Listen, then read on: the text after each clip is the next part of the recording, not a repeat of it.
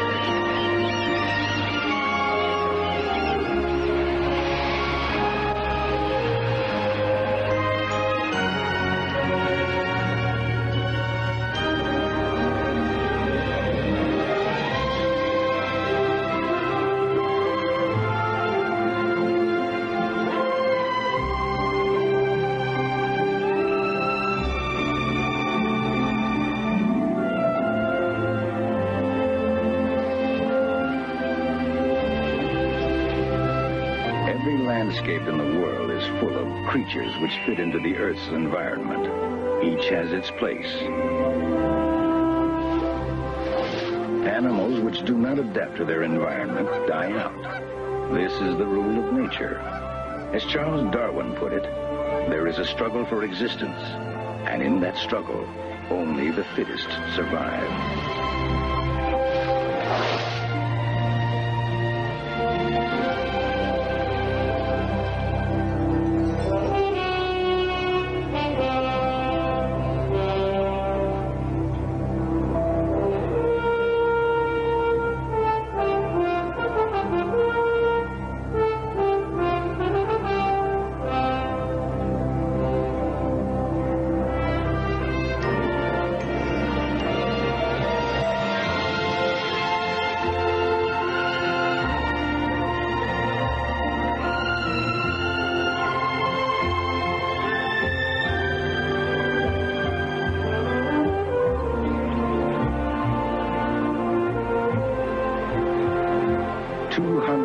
Years ago, the world was lush and green.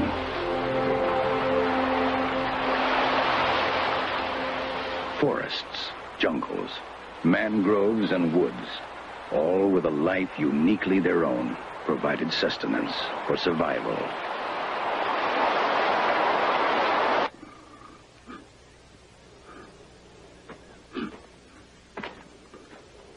The demi-world creature between man and beast possessed only his instinct for survival.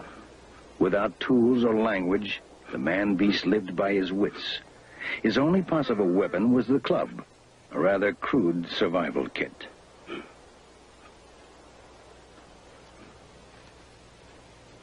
The ability to use his brain came slowly. It is now a proven scientific fact that man was millions of years in the making.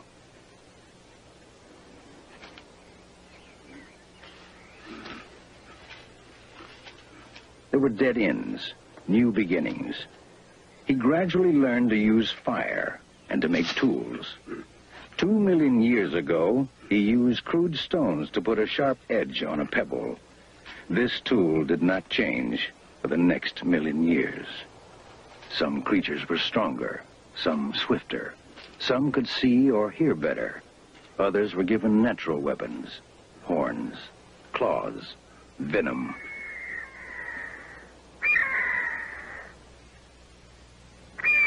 For a long time, man was far more the hunted than he was the hunter. He existed in a threatened world full of fears.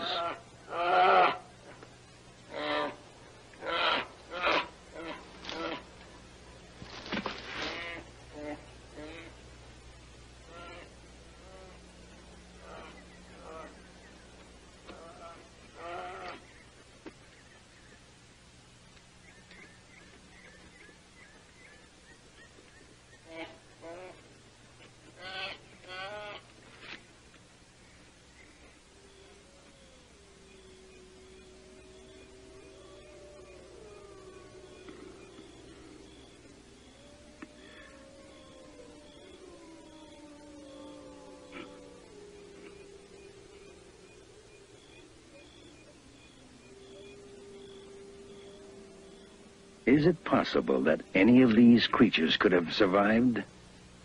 That a relic of man-beast, frozen in time, still exists today? Bigfoot Center? Yes? Where did this happen? And your name? And your phone number? Peter? Yes, we will send someone out right away. Thank you. This one looks real good. A reported sighting of the monster is a call to action for Peter Byrne, his staff, and his wife, Celia. Tell me, Wade, what does the thing look like? It was an ape-like creature. It didn't walk on all fours. It was stooped over. When it stood up, it didn't stand up erect. It was still stooped over. And I walked off into the woods, and it didn't make a lot of noise. Was it very big, very muscular? Yes, pretty muscular. The hair on it, I'd say, was about 2.5, 3 inches. And it wasn't a dark like a bear. It was tannish color. And it didn't make any noises? No, it didn't. It just observed, and the reflection from his eyes were yellow. And it just, it knew I was coming when I got up to it and just turned and walked off. Peter and Celia Byrne worked together in the field, investigating reported man-beast sightings. How many are there altogether? Let's see. We've seen about a dozen going up the hill. They're fairly well spaced. What do you think of them yourself? Well, they're blurred, but I think that's because it's so windy. Why don't we take a plaster cast anyway? I think we should do that. Maybe one or two of them up there, because they look more definite. When the phone rings, I respond enthusiastically, because that could be the call which would lead us to a find, lead us to actually seeing one of the things and perhaps getting some pictures. When I grow a little tired or a little irritated at the hundreds of calls that come in that lead to nothing, I try to remember that one of the basic requirements of a good hunter is patience.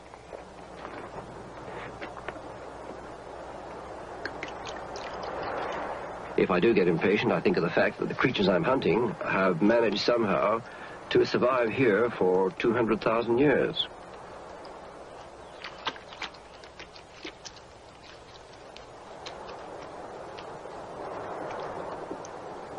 Peter and Celia Byrne created a clearinghouse for authenticating man-beast sightings. These are plaster casts, and when we find a footprint out in the mountains somewhere, we go out, make up a mixture and pour it in, and after a while it hardens, and this is the result. That's a big one there. And then, of course, we have comparative casts. This is a cast of a bear, the back foot of a bear, you know, just to show the difference between the two. Where did you find these? Some were found in Oregon, and some were found in Washington. That one over there in Oregon, and in this one here in Washington. And they're typical Bigfoot footprints. That's what they are. He has collected hundreds of actual stories, but none more mysterious than the case of the disappearing skier.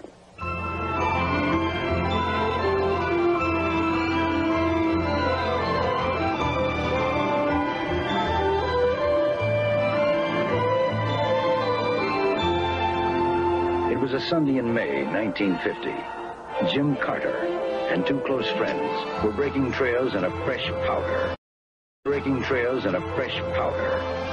Carter, an expert skier, took off alone.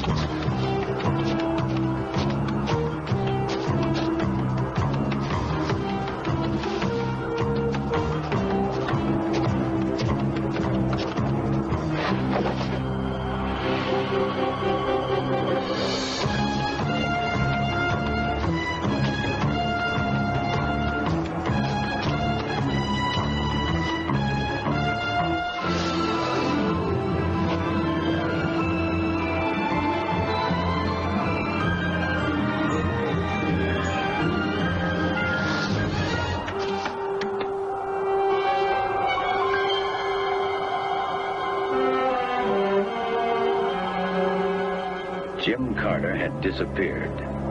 He knew the terrain well. He was a bold skier, but not reckless. When his friends went searching for him, they saw irrational ski tracks that didn't make sense. Carter must have been terrified. It was their conjecture that something unusual and violent had happened. These tracks lead down here and disappear.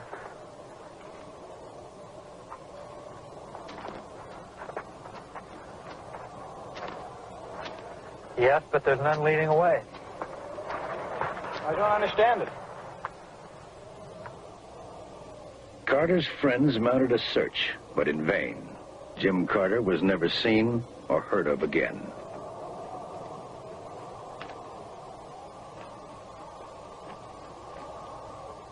Credible witnesses telling incredible stories. This is what Peter Byrne will have to work with in his search.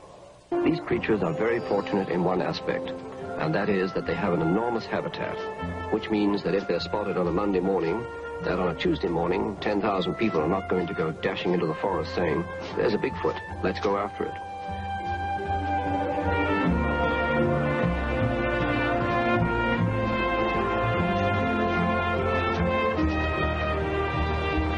The range in which they live is very protective, and if one is found tomorrow morning, it may be 6 months before there's another one found, or even 10 years.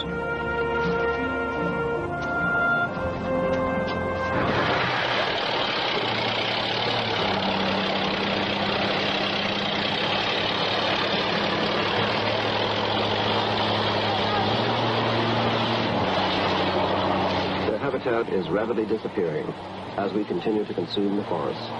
It's an alarming fact that an American Sunday newspaper with a circulation of 1 million requires 140 acres of pulpwood timber for just one edition.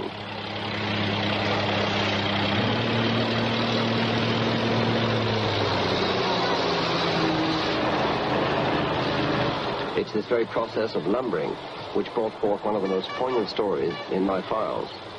It involves 7-year-old Cindy Halsinger, who lives near Mount Hood in Oregon.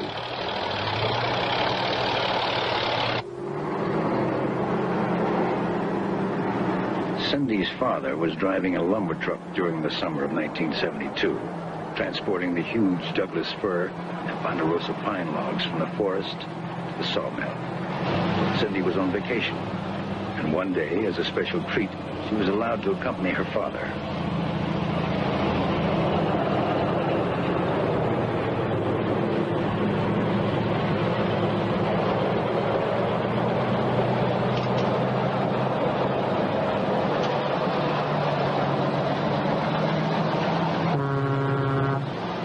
As her father was carrying a full load back to the sawmill, a chain securing the heavy logs came loose.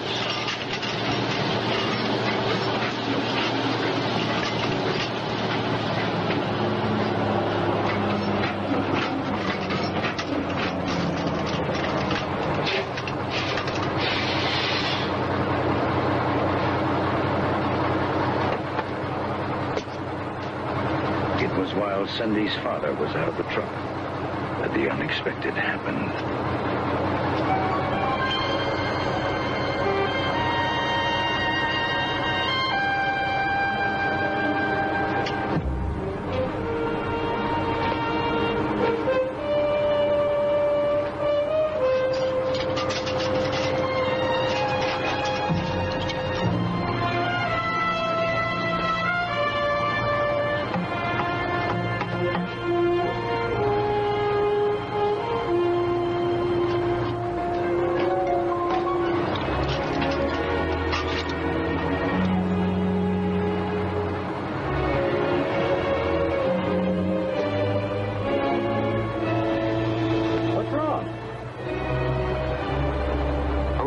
Would her father learn what it was she saw? I always wondered who was the more afraid, the child or the beast.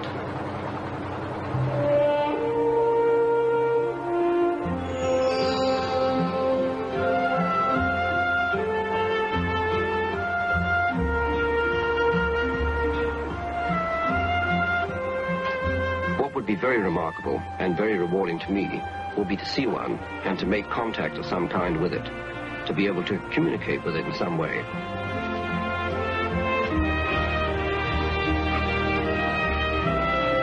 I know it sounds very far-fetched to see one, like one of the sighting reports we've had where a man actually saw one at his campfire.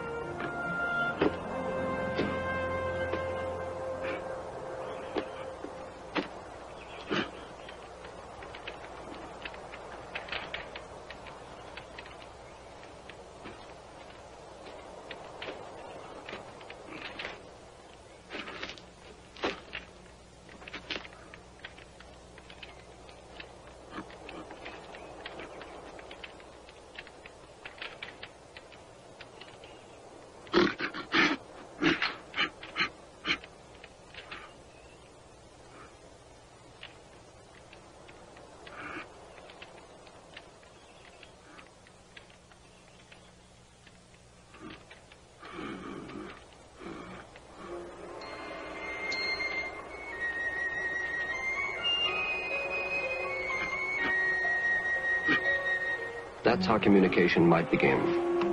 It might raise its hand, you might raise your hand. You might give it something, it might receive it.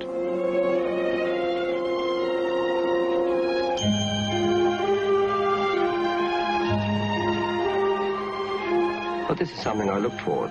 I think it can happen. And if it happens with me, marvelous. If it happens with somebody else who has the right approach, then good luck, whoever it is.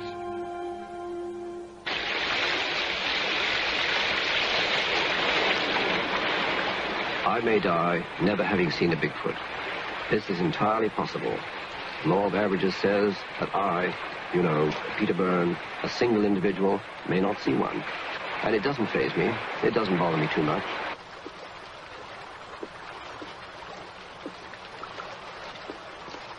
I find the excitement of looking for one sustaining enough.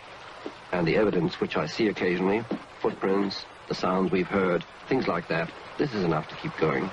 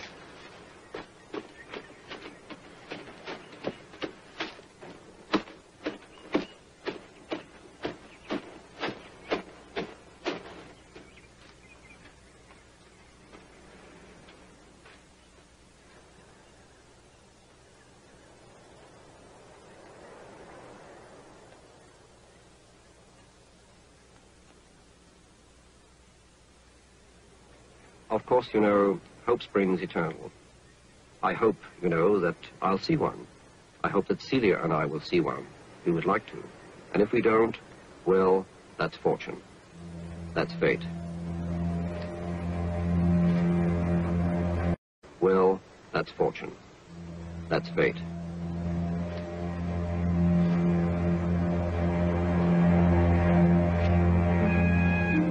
I've always been involved with wild creatures.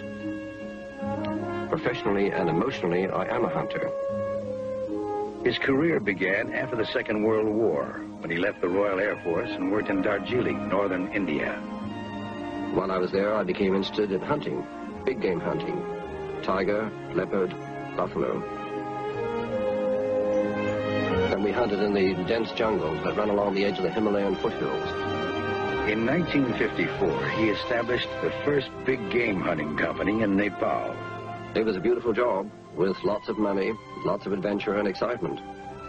Then, in 1968, he stopped. He simply did not want to destroy beautiful animals just to put them on a wall as a trophy. I left hunting and went into conservation, wildlife conservation.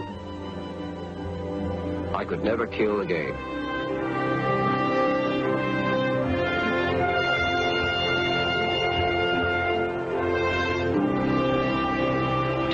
quest for the creature is what I call the ultimate hunt.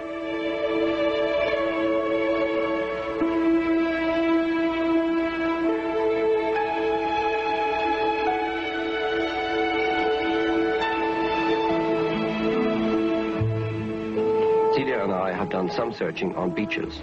We've walked on beaches and looked at the amount of natural food there is there. You know, edible clams, fish and so on. We've never actually seen evidence on the beaches ourselves, but associates of ours, trusted associates, dependable people, have seen footprints, and there have been some sightings.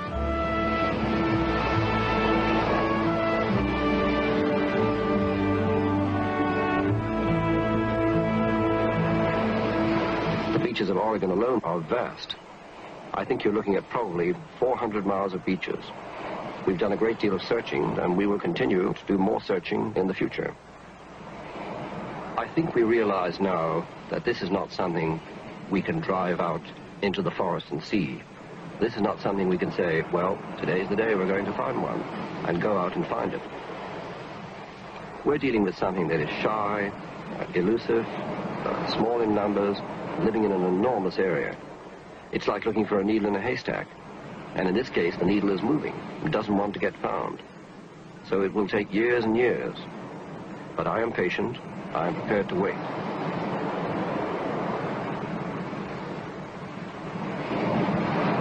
Celia and Peter often talk of the anguish and frustration associated with their work. Peter, do you ever ask yourself what you're doing in the Bigfoot search? What you're really looking for? I do.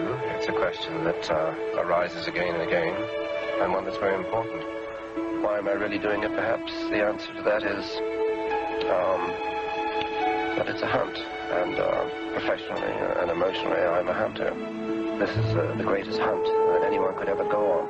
A mysterious creature, elusive, shy, nocturnal, living in an enormous area of extremely difficult terrain, and it's a near impossible dream. It's a near impossible challenge, yet it is a challenge to find one of these things. And of course, the ultimate excitement would be to see one.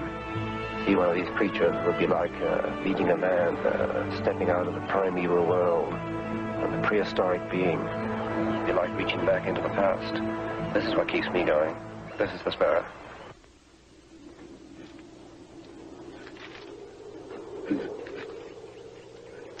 I don't know if I'm looking for a man or an ape, a creature somehow left behind, or a remnant that evolution passed by.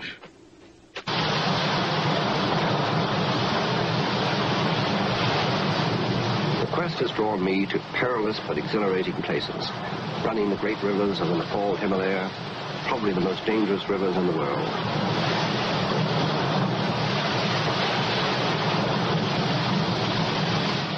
I had been waiting for 2 weeks for a most important message, permission for an interview with the Holy Lama of Bodna. As the messenger made his way to reach us in this incredible world of isolated and rugged beauty, I thought how lucky I was. Bigfoot, Sasquatch, the Yeti, or abominable snowman, call it what you may, it has given me times of sheer frustration, but there are also moments of hope.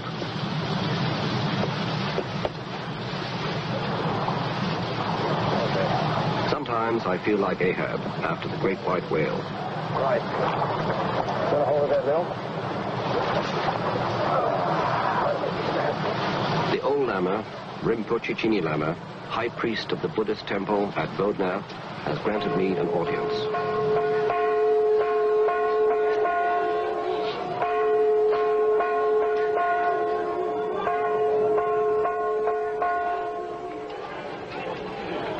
As I walk through the marketplace of Kathmandu, the capital of Nepal, I hoped the Rinpoche could help.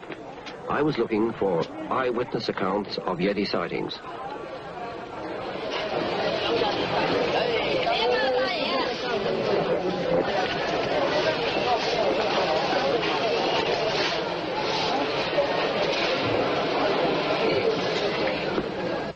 The Holy Lama, I was told, knew of the Yeti at first hand and could provide new clues for me to follow in my search. And in the Himalayas. And in the Himalaya, one of those is the Yeti. Oh, yeah. And as you know, I have been looking for the Yeti. But could not get, no. Could not find. You think there might still be a Yeti there? Maybe, possibly, yeah. Can stay. Sometimes they come down to destroy all the field of cornfield and wheat field, potatoes field. They come down to destroy They come down and destroy. And frighten the villagers? Yeah. This piece of bone that you showed me, this is a Yeti, a piece of Yeti bone. How old would you say this was? About 50 years back. 50 years back, I see. It's very thick, and it has a peculiar ridge on the top here. I must admit, I've never seen anything like this before. And where did it come from? Which place? This is come from Jarumpu. Jarumpu. Yeah. Jarumpu. Yati are always staying there. The mountains remind me of a line from a poem by Robinson Jeffers. Heartbreaking beauty that will endure when there's no heart to break for it.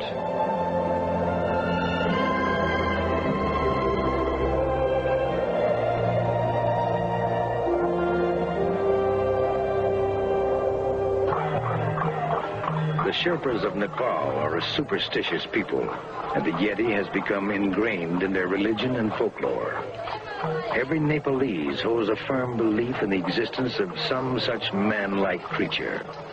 The word Yeti means dweller among the rocks, but Tibetans call the beast Meto Kangmi, which only loosely translated means abominable snowman. And so the creature became monsterized, despite the fact that it is harmless. According to the Sherpas, the Yeti is covered with stiff, reddish-brown hair. The head is pointed and the face bare. Its call is a loud, wailing, yelping noise. It walks normally on two legs.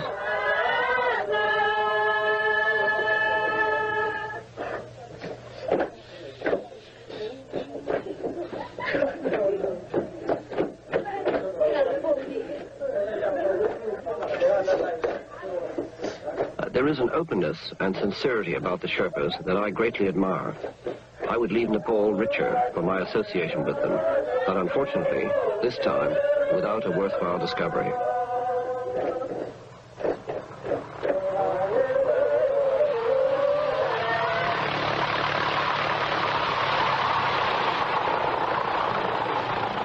It would be hard to imagine anything wilder or more rugged than this stern country.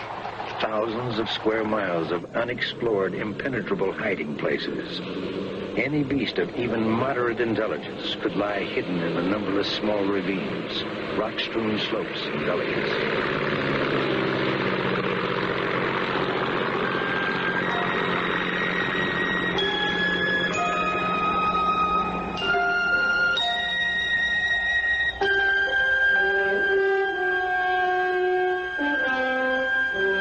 I believe that the creature, which may have originated in China, came into contact with early man and was driven into the mountains to survive.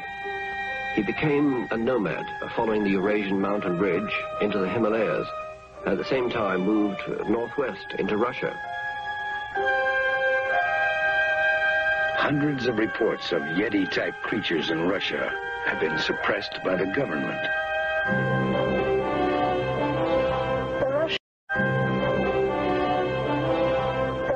Fieldwork in this mystery of the abominable snowman or Yeti is very much mixed up with the idea of the relict hominoid. British journalist Odette Chernin has been working closely with Russian scientists.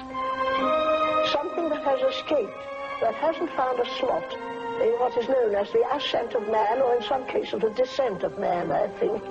I think the Russians are very far ahead in the sort of things that they have turned up down the years, because it isn't only in recent years, as I told you before, that... Odette told me a fascinating story of a creature that was captured in Russia.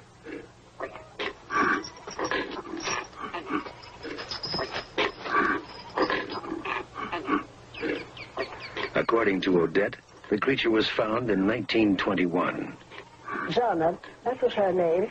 She was captured in forests, a rather wild part of Russia, when she was very young. She was covered with black hair and very savage and wild. They couldn't do anything with her at first. She was fastened to a post, and I have a feeling that she may have been, by some mysterious way, connected with these very, very rare tribes in Arctic Siberia called the Chuchuna, because they had the same characteristics of being covered with black hair all over them, and they were very wild. They had very long arms down to their knees, rather Yeti type, and they used to have bows and arrows that they made out of wood and covered themselves with bark or reindeer skin.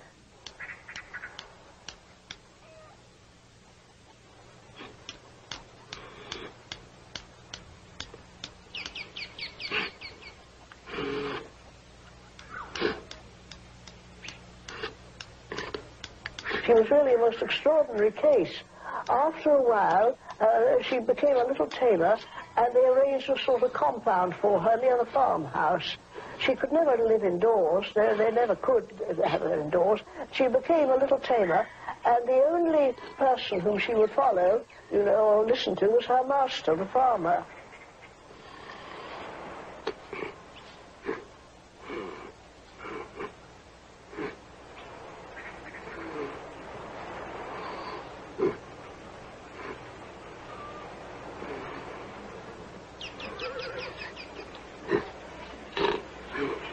The extraordinary thing is that she produced two children.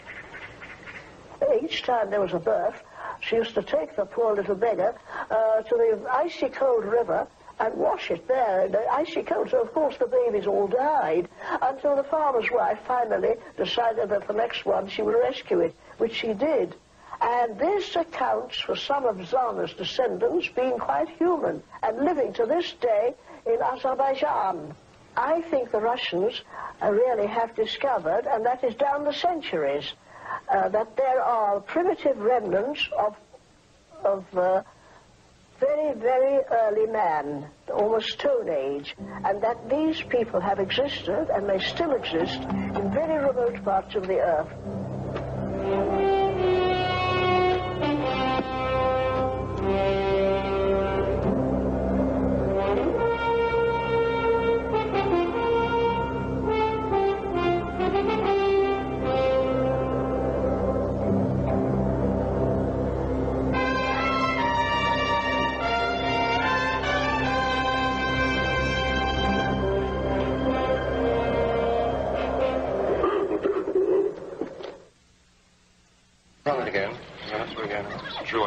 The man-beast has a voice. It was recorded by Alan Berry, a journalist from Sacramento, California. What happened here, Peter, was this is from a night in 1972 in October. I'd been told by Warren Johnson and others of his party that they'd heard strange sounds in this camp, so I brought a tape recorder in to see if I could pick up any of these sounds myself. It was a remote, high mountain area, and I was aware that there had been some strange goings-on in this area from accounts of other people who had been there, and I got in there in the late afternoon. I set my tape recorder up. I put my mic, taped it to a tree a little ways away from where I'd be bedding down, and then proceeded to wait along and see what developed.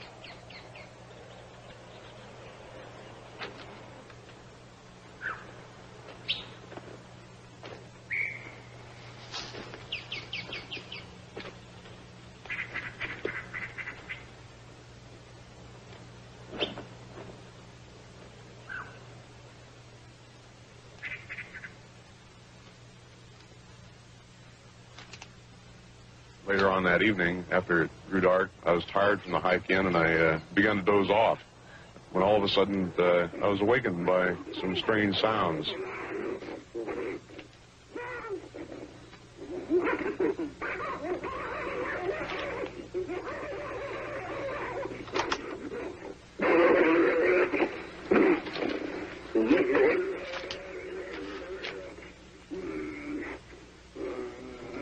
It was very startling. I didn't know what to think. I had very mixed emotions.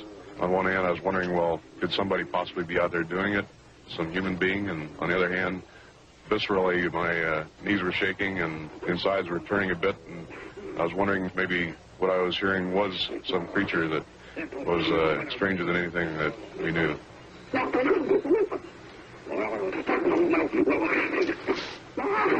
We've had the sounds analyzed since then at the University of Wyoming by a professor of electrical engineering there. And the results are the sounds could not have been made by man or any known animal.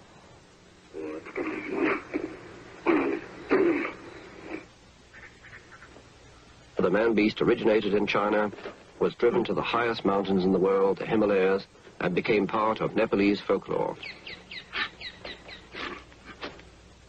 The peasants of Siberia also knew him.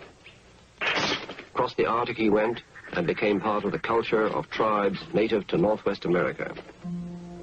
The Nootka and Salish of Canada, the Yakimas of Washington, the Salilo tribe who live along the Columbia River in Oregon, the Yuroks and Klamaths of Northern California, all spoke of the mountain creatures we now call Sasquatch, which is Salish for wild man of the woods.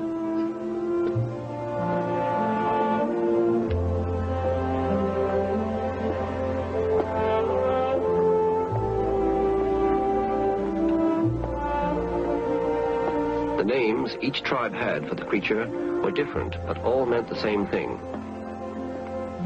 Sasquatch, in Indian lore, a creature which left giant footprints. 7 to 8 feet tall, weighing 300 to 400 pounds, they walk upright.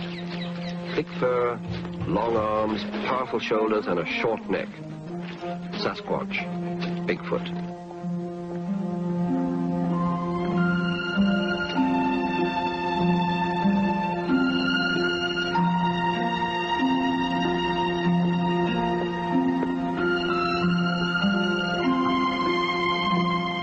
Man-beast has been described by American Indians for hundreds of years.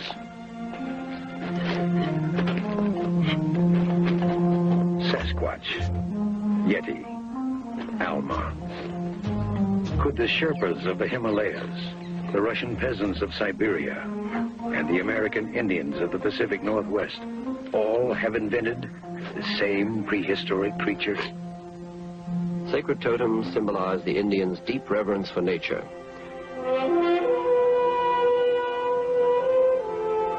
They accorded to all living things a divine spirit. Theirs has always been a reverence for life. To them, the Sasquatch was no imagined demon. If we are to convince modern science that the man-beast exists, we must learn how it lives and where it hides. If Bigfoot exists, why have we found no evidence such as skeletons or bones? The answer is, they rarely are preserved in this region.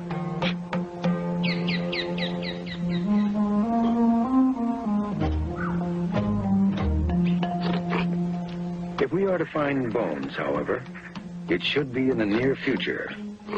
Lately, the number of searchers has increased. Some of them have even come from the highly skeptical scientific community. Sasquatch has changed over the years. Whereas formerly he was perceived as a frightful beast who stole women and children, he is now seen as a benign, gentle, and timid creature. In brief, Sasquatch has become demonsterized. But there's more to it than this. Sasquatch has also given us a boon. Sasquatch has become an industry that supports postcard manufacturers, T-shirt designers, tourist entrepreneurs, writers and researchers in popular or unpopular science, conveners of conventions such as this, and even a tired anthropologist from grim Chicago gets a chance. Gatherings like this Sasquatch conference at the University of British Columbia do not mean the creature exists, but at least people are paying attention. This meeting was quite significant. It's the first time scientists and Bigfoot believers have gotten together. Old adversaries are finally talking to each other. Experts came from all over the world. One of the most fascinating reports was a compelling paper presented by a Soviet anthropologist. It certified the existence of a man-beast. A Russian zoologist, Professor Zarakova, was working in the Caucasus Mountains in 1956. According to Dmitry Bayanov, she woke up during the night to a terrifying sight.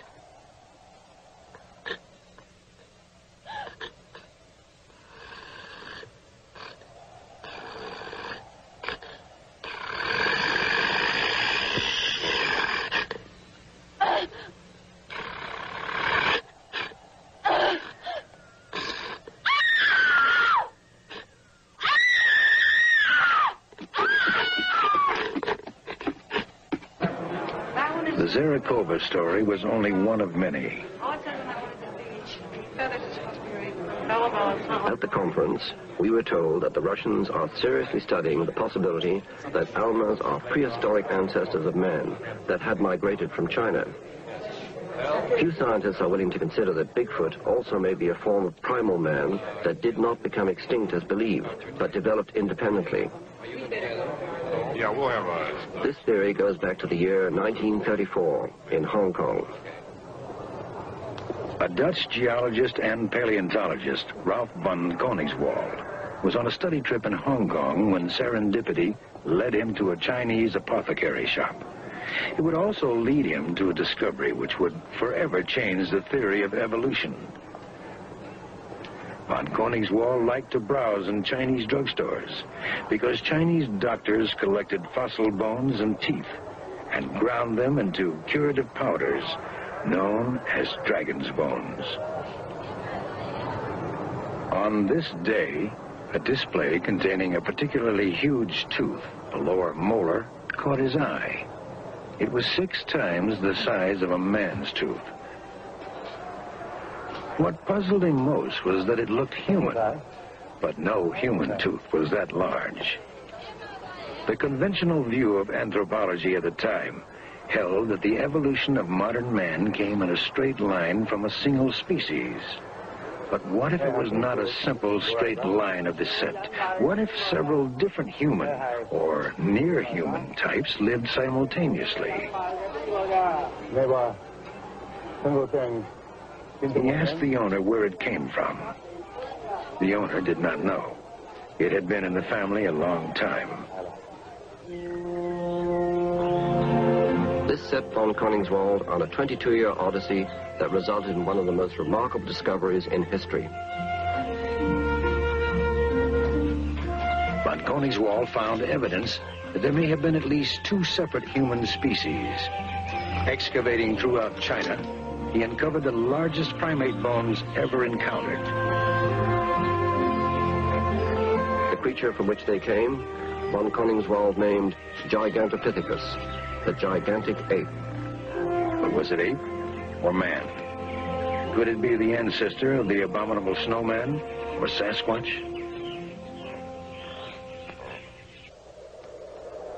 Half a million years ago, Gigantopithecus would have lived side by side with man. In any encounter between them, the giant ape would have been at a fatal disadvantage. It's generally believed that Gigantopithecus died out. But what if the giant apes simply moved into the Himalayas, for example? Might they not have survived there, right up to the present?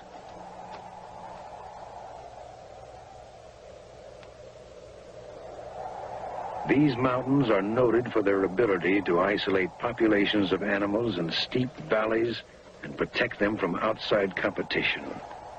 Today, the Himalayas are truly a biological sanctuary, where creatures long extinct elsewhere continue to live in the inaccessible valleys.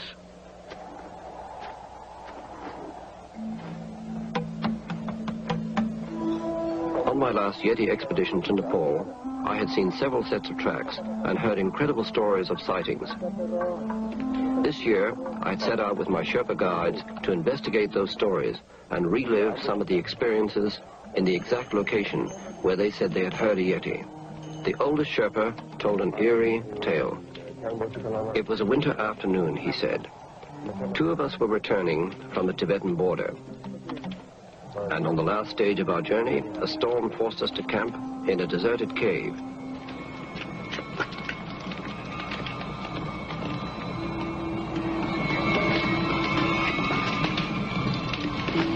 We made made our way deep inside, where it would be warmer.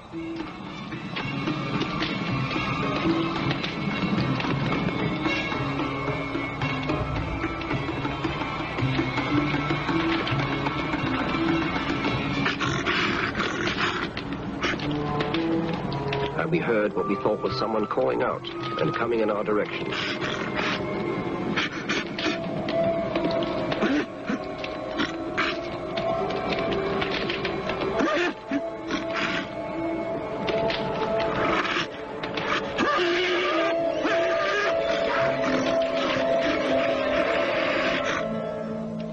The next morning, in the fresh snow, we saw a set of newly made tracks of a creature walking on two legs. For all that we know to be true, however, we find an awful lot of wild speculation. Bigfoot has achieved stunning notoriety. Some of the news coverage is far-fetched, some quite respectable. One unusual photograph sent Peter on an extended wild goose chase. I was led to a farm where the owner was supposedly keeping a man-beast in cold storage. I was simply there to verify whether such a creature existed. Several articles supported by pictures claimed the farm's owner had frozen the creature in ice. But on the farm I was met with evasion and suspicion. I was not allowed to see the creature that I knew was there, that I knew had been on display at carnivals.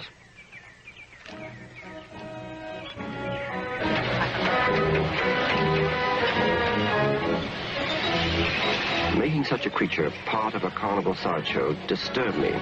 It damaged credibility and took Bigfoot out of the respectable scientific realm.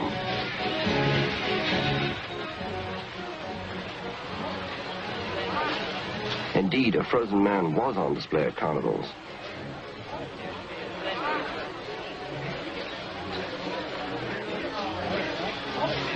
The showman at one time claimed the body had been discovered by Chinese fishermen floating in a chunk of ice. He said he found it in a Hong Kong warehouse.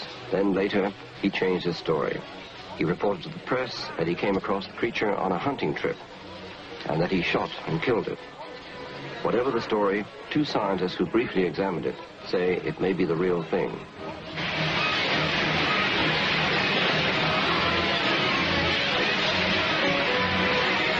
Real or fake? Myth versus reality. Again, the haunting question. If real, it would not be just another fossil, but an actual creature. I knew that it was supposed to be there, but before I could examine it, the creature was spirited away.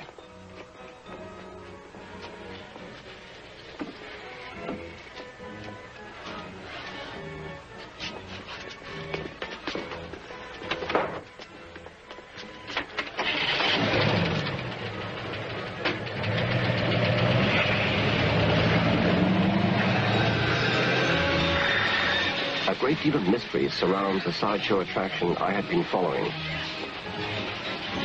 An investigator from the Smithsonian requested to see it and was refused. Without examining it, he concluded that it was a fake, probably nothing more than latex rubber and hair. I believed that the creature could be a young Bigfoot. I believed that it was real.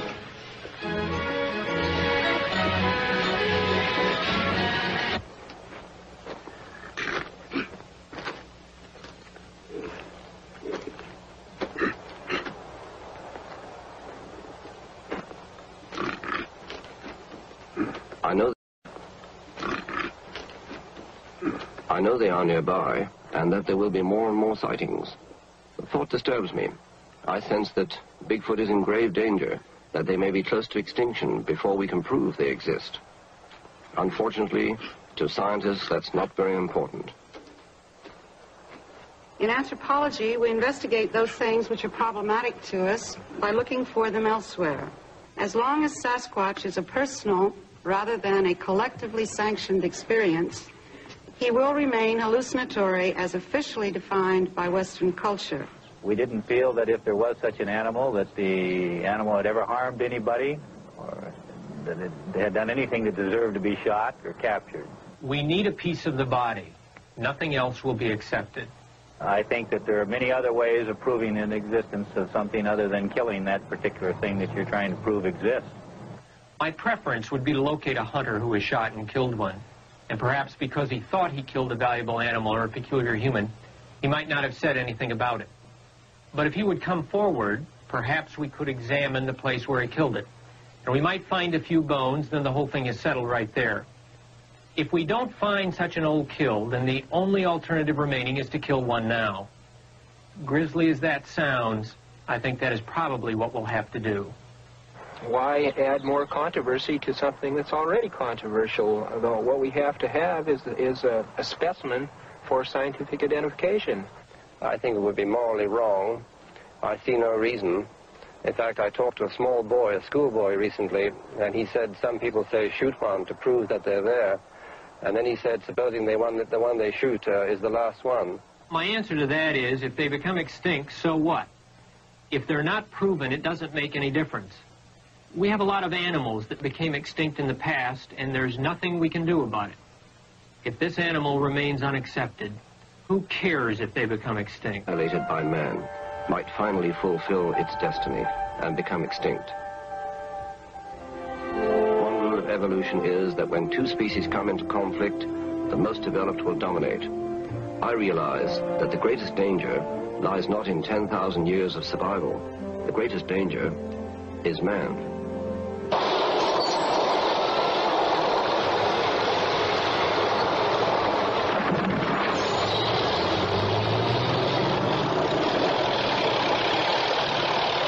As civilized man cuts through the wilderness, chances of meeting the man-beast will greatly increase.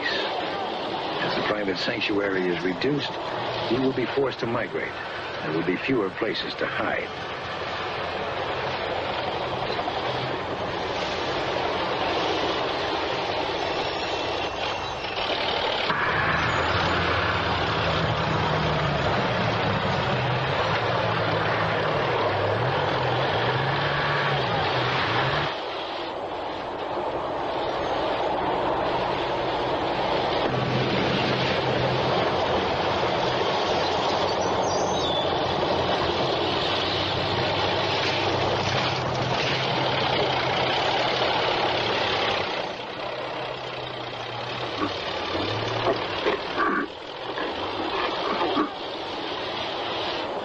Perhaps an ominous portent of what is to come is an incident which occurred in 1958 at a lumber site in the Bluff Creek area of Del Monte County, Northern California. It was August 27, 1958. A construction crew headed by Thomas Sauerwein was building a lumber access road in the Bluff Creek Valley. It was customary for the workers to leave their heavy-duty equipment parked overnight. The territory, incidentally, is virtually unexplored.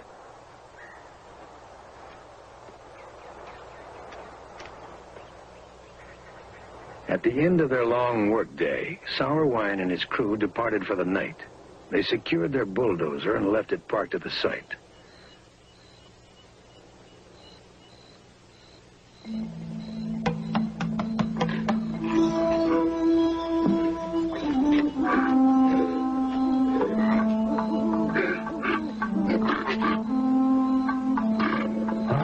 Sometime during the night of August 27th, the camp was visited, and perhaps years of outrage was finally vented by a puzzled creature.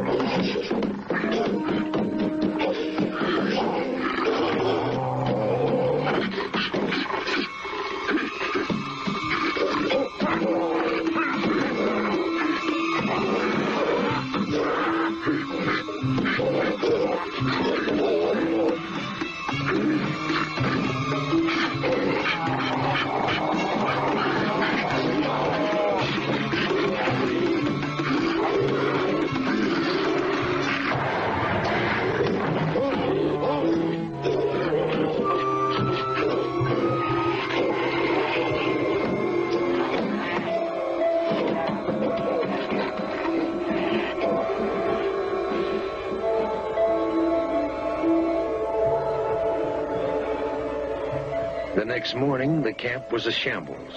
When the construction crew returned, they at first suspected a hoax. But there were unusual footprints around the bulldozer. Footprints 17 inches long. Sour Wine traced them down a steep incline from the parked bulldozer. The stride was enormous. It was 4 feet long. Then he found an oil drum. A nearly full 55-gallon drum of diesel oil had been flung like a toy. There was no doubt. It was the man-beast.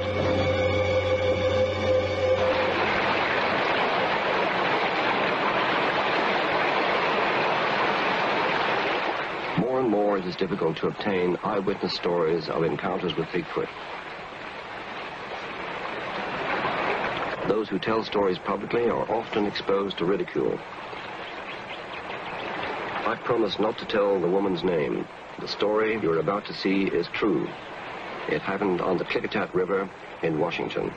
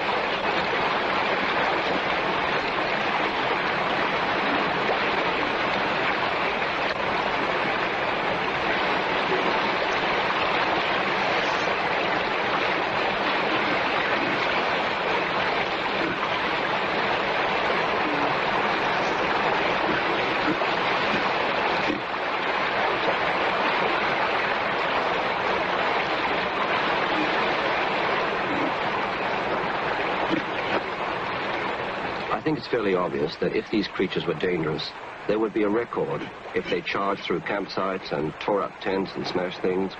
They do no such thing. Whatever they are benign, innocent, inoffensive creatures. And this is one of the reasons, one of the things that engenders my feelings, my protective feelings, if you like, towards them.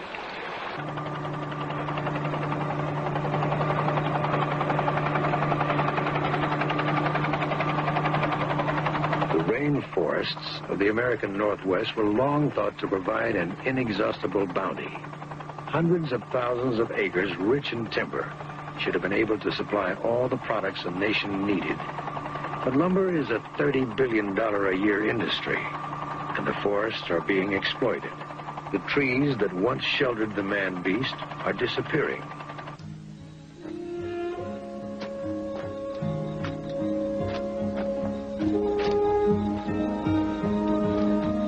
If there really is, as I believe, a free-roaming man-beast on Earth, it must be a close relative from our distant and forgotten past. Proving its existence would be the most significant anthropological discovery of the century.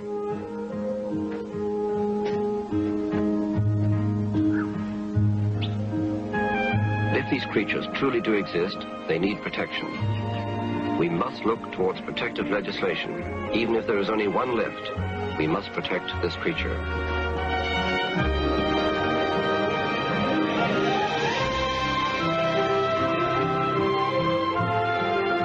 I believe in the man-beast.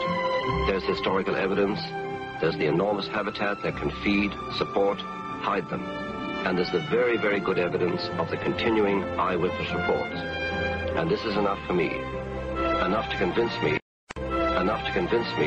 that there's something out there, something worthwhile following.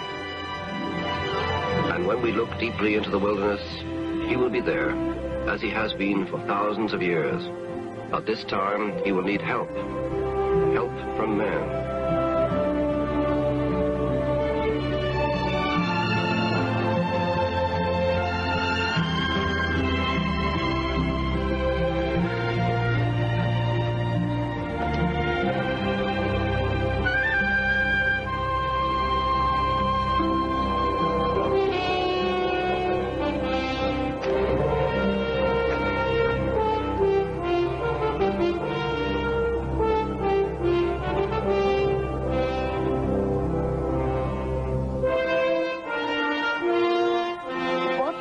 have discovered might be primitive remnants of prehistory that are found in geographical remote places of the earth on very rare occasions.